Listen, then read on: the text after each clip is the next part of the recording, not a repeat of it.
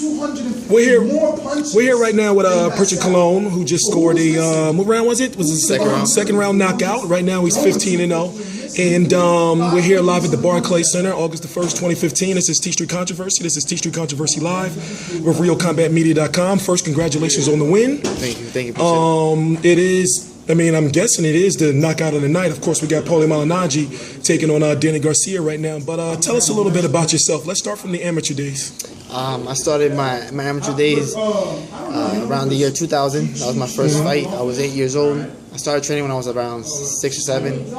My father introduced me to the sport. He himself was a fighter back in the days. He was trained by Trinidad Senior's father, and he took me through the amateurs. I did many fights in Florida, and on the state side, I did great. As an amateur, I was ranked, I believe, 5th and then 2nd in the cadets. And it came to a point where I was about to make either the national team for U.S., and I told my father I want to move to Puerto Rico and I want to represent my homeland of Puerto Rico. So I moved out when I was 14. Went out to Puerto Rico, tried my luck out there. The first year I made the national team, the cadet team. And then I did the youth team and then the adult team. I had 40, 50 international fights, and I did a total of 185 amateur fights, 170 wins, about 15 losses. That's just about. I was ranked number 6 in the world in the youth, and 19 in the world in the adults with IBA. And it was great amateur career. My last fight was in the American qualifiers in Brazil. I lost in the final round, which would have qualified me for 2012 Olympic Games. After that, I was done with the amateurs. I said, I'm done with amateurs. No more Olympic team, no more national team. I'm done with it. I decided to turn pro. That's what I always wanted to do from a young age. And so far, it's gone great. My first year as a pro was very hard for me. I did it all on my own, on my pocket. My father supported me day and night, like always. And until my 7th fight, I was signed with Haymon.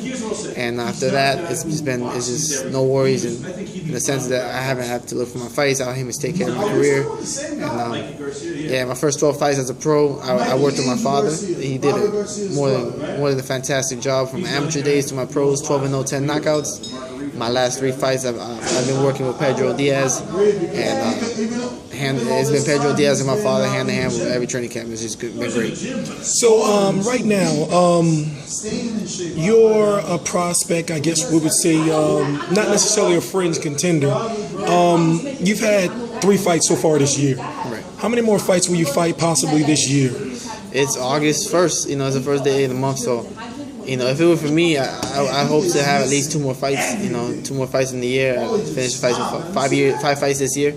That would be a perfect year for me. It's up to my management team. And this is your 2nd straight fight in the Barclays Center, correct? Right. It was April and now today.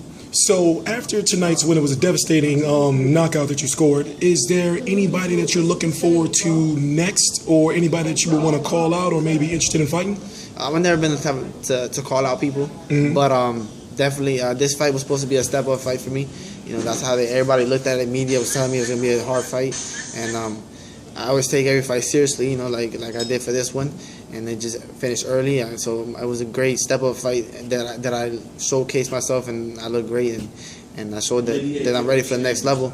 So whoever my management team, Al Haymon, thinks is next for me, whatever opponent they put up in front of me, I'll be more than willing to fight them, and I'll be ready to step it up. It's all up to my management team, and I'm just ready for whatever. Yeah, a couple more questions. What does fighting on free TV mean to you? Fighting on free TV, I think it means the future for me and for fans. It brings back the great days of the past where everybody can see great fights on these cards. Like back in the days, if you think about like back 2, 3, 4 years ago, these last couple of years, you've seen ESPN, you've seen Fox Sports, and you really don't know these fighters who are fighting. And this card itself, Danny Jacobs and Paulie Malignaggi with Danny Garcia as the main event. You're getting two great fights. They can be easily pay-per-view, and you get them for free on ESPN. So it's great for us as fighters, because we're being put on prime time, and it's great for the fans as well. So do you think you would be getting these same opportunities if you weren't signed with Al Haymon? I really don't.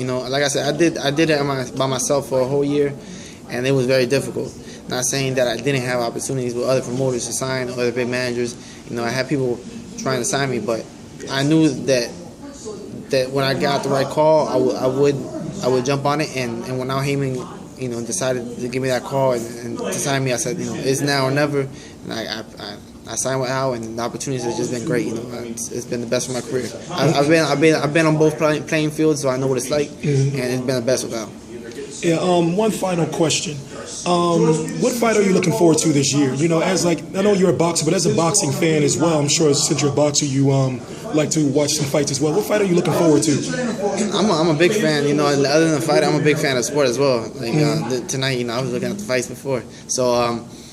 I actually haven't seen what fights are coming up, really. Yeah, we got Golovkin versus Lemieux. We got Canelo versus Cotto. Those are both official. And then, of course, it's not official yet. We got Mayweather versus Berto. Right. Which one would you be? Which one are you most looking forward to watching? I'm a Mayweather fan, so I'm looking forward to seeing him fight. Whatever, and especially if it is his last fight, then I'm looking forward to seeing him fight.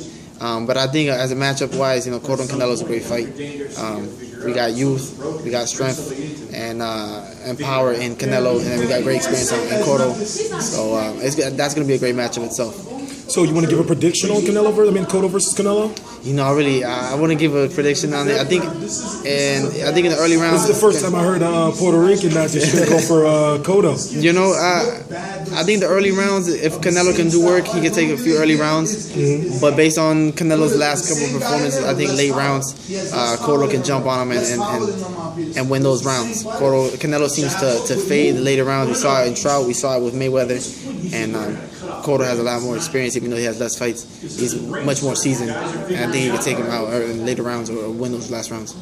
Okay, anything you want to say to your fans? Tell your fans where to follow you at on Twitter, Instagram. Big shout out to all my fans. Thank you for supporting me. I hope you guys enjoyed the fight tonight on ESPN. It's my debut on ESPN. I hope you guys enjoyed it. 15-0 right now, so we got a lot of work to put in. We know that each fight is a learning experience for myself. I'm young, so I got a lot to learn. But I hope you guys enjoyed. You guys can follow me on Twitter, Instagram at Prichard Colon. That's Twitter and Instagram at Prichard Colon, and on Facebook at Prichard Colon Página Oficial. Prichard Colon Página Oficial. Thank you guys for supporting. Okay, I need one more thing. Can you do this is Prichard Colon with RealCombatMedia.com. All right. Go ahead. I'm gonna edit this all up. This is Prichard Colon with RealCombatMedia.com. All right. That was good.